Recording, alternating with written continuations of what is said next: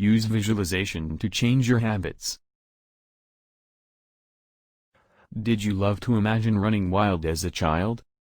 Using your imagination as a child was not just for fun, but was also an important part of the brain's development. Maybe it's time to revisit daydreaming. Except now that you're an adult, we'll call it visualization. Visualization is a process of forming a mental image in your mind. In other words, it's using your imagination to create a picture in your mind, and it can be a really powerful tool to help you take action or break actions in your life. How can you change your habits with visualization? Know the source, triggers, of the habit and try to visualize a different outcome. Identifying the trigger that causes you to launch into the bad habit is the key. Habits are often unconscious, so you need to be aware of what happens just before the behavior that you want to change. For example, maybe you notice that every time you're bored you find yourself on the couch with a bag of chips. Try to visualize yourself sitting on a couch and feeling bored. Now imagine yourself doing a different action. What could you do instead of that? Choose a new good habit to implement when you feel bored, like calling a friend, picking up a good book, or pulling out art supplies. We can actually visualize or imagine the new habit that you want to develop and practice in our life, and this can be done daily at any time.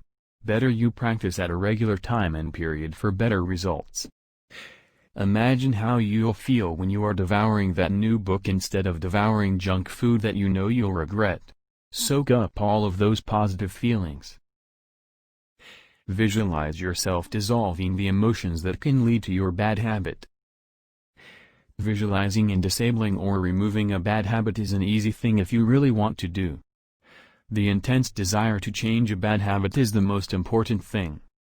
You should have a feeling that you can really change a bad habit and replace with a good. Do you feel bored? Lonely? Angry? Frustrated? Your bad habit is essentially a way of trying to make you feel better. Now imagine if you could use your thoughts to feel better without taking any action at all. For example, let's say you've been feeling overwhelmed and overworked at the office. Every time your boss comes in with a stack of papers, you immediately feel annoyed and resentful. To cope up with that, you find yourself wasting time on social media instead of tackling the stack of paperwork. Try to visualize yourself sitting in your study, with a pile of papers on your table. Notice how you feel. Are you stressed out? Anxious? Resentful? Angry? How would you like to feel instead?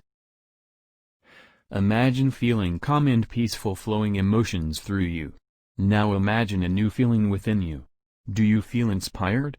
Creative? Confident? Determined? Give yourself a few minutes to allow this new positive emotion to sink in. Visualize and write a new story for yourself. What would your life look like if you trigger and your bad habit didn't exist at all? In this final example, we are going to use visualization to reinforce the new habits you want to create in your life by repeating them over and over in your mind. Try this. Take a few moments to think about what kind of habits or routines you would love to build in your life. Choose one habit to focus on during the visualization. Try to imagine a vivid picture of you taking action. What do you see? What do you smell? What do you hear? What are you wearing? Is anyone with you? How do you feel? Repeat the same visualization often, until the image becomes clearer and denser in your mind. Choose one method to try, or feel free to experiment with all three. The key to using visualization effectively is repetition. Just like you need to practice a sport or play an instrument to get better, you need to practice the art of visualization as well. At first, you might struggle to use your imagination or stay focused, but over time your visualizations will become stronger, clearer and more vibrant, and that is when the magic happens. After all, as Napoleon Hill famously said, for more help or assistance, feel free to contact Living in Wellbeing anytime.